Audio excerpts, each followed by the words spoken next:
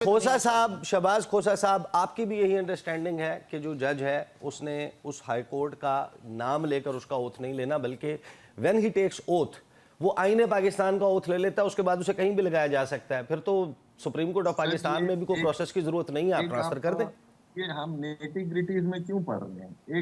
एक बड़ी obvious picture क्यों नहीं देख रहे?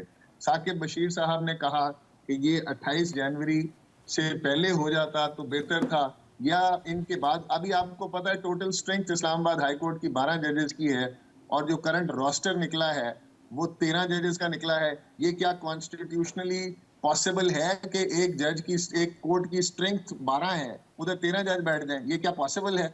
ये कौन सा आइन, कौन सा कानून, कौन सा ओथ? जिस तरह मैंने आपको पहले कहा कि जो ओथ वो जो मैं दे दूं, ये ओथ्स तो और इदारों के भी कुछ लोग लेते हैं कि हम पाकिस्तान को प्रोटेक्ट करेंगे हर किस्म की चीज से, तो फिर बाद में क्या हो जाता है? अनफॉर्चुनेटली ये छोड़ दें, मोटी बात को देखें। ये जिस तरह हमें पता था कि प्रैक्टिस एंड प्रोसीजर का बेंच बैठा, उसने क्या फैसला करना था और किस तरीके से हॉर्स ट्रेडिंग खोली जानी थी और किस तरीके से कॉन्स्टिट्यूशन में 26 तरमीमी अमेंडमेंट आनी थी, इसी तरह से हमें पता है कि चीफ जस्टिस किसको बनाना है। और इसलिए ये सारा कुछ वायलेट करके, इसकी धज्जियां उड़ाकर, किसी को बाहर से उठाकर अंदर बिठाया जा रहा है। लोगों को दीवार पर लिखे हुए तरीके से ये आया है, पाकिस्तान की वकला कम्युनिटी को आया है ये कि यहाँ क्या करने दिया जा रहा है। इस्लामाबाद हाई कोर्ट के जजेस को पेनलाइज करने की भरपूर कोशिश नहीं, भरपूर तरीके से उनको पेनलाइज किया जा रहा है उनकी इंडिपेंडेंस की वजह से। मैं किसी शख्स को इम्प्यून नहीं करता, मगर अनफॉर्चुनेटली हमने अपना जो तौर तरीका है इसको भी इतनी बेशर्मी से चलाया जा रहा है कि इसको डिफेंड करने का कोई तरीका नहीं है। This is very unfortunate. Punjab में आपकी मेजर जो है पेंडेंसी है, 2 लाख से ऊपर मुकदमा की पेंडेंसी है। आपने वहां से जज साहिबान को उठाकर इस्लामाबाद में डाल दिया, वहां 20 जजेस की असामियां खाली हैं, यहाँ जजेस की असामियां खाली ही नहीं हैं। और ये आप इधर पूरा आपने पैक कर दिया है स्पोर्ट को अपने, ताकि आप आईनी बेंच भी इधर भी बना सकें और उसको भी कंट्रोल कर सकें।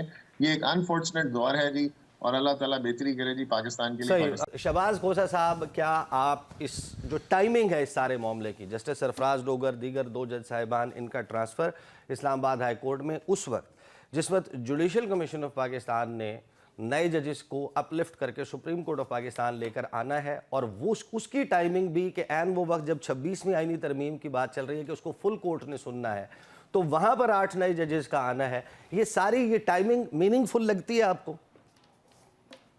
देखें जी, सबसे पहले आपको सलाम, इसको सलाम। ये जी प्रोसेस की बात हो रही है, तो टाइमिंग के से पहले प्रोसेस की बात कर लेते हैं। मुल्क में जो पिछले 3 साल 4 साल से प्रोसेस चल रहा है वो सिर्फ एक ही चल रहा है, माइट इज राइट।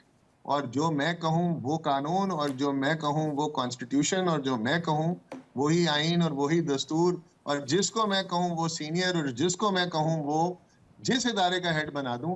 ये ऑल्दो मजाकन बात की गई, but I would not have been surprised अगर ये मोहसिन नकवी को ही बना देते chief justice Islamabad high court का। जो हालात हैं, ये कॉन्स्टिट्यूशनल अमेंडमेंट भी ला सकते हैं, और कल को इसी को डिफेंड करने हमारे दोस्त बैठे होंगे यहाँ पे।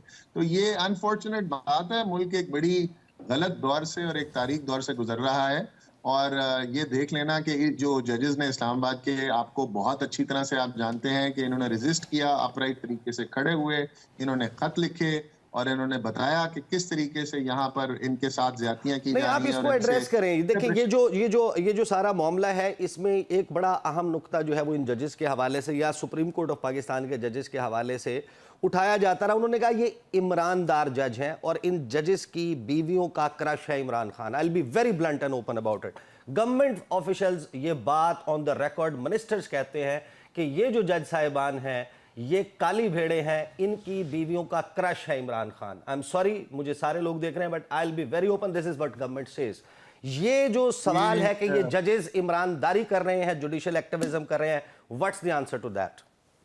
ये एक बहुत अनफॉर्चुनेट बात है, क्योंकि इन्हीं के दौर, इससे पिछले दौर में जब इमरान साहब हुकूमत में थे और बहुत सख्त ज्यादतियां हो रही थी, नो डाउट उस टाइम पर भी हो रही थी, तो यही जजेस थे जो कि इन लोगों को रिलीफ देते रहे।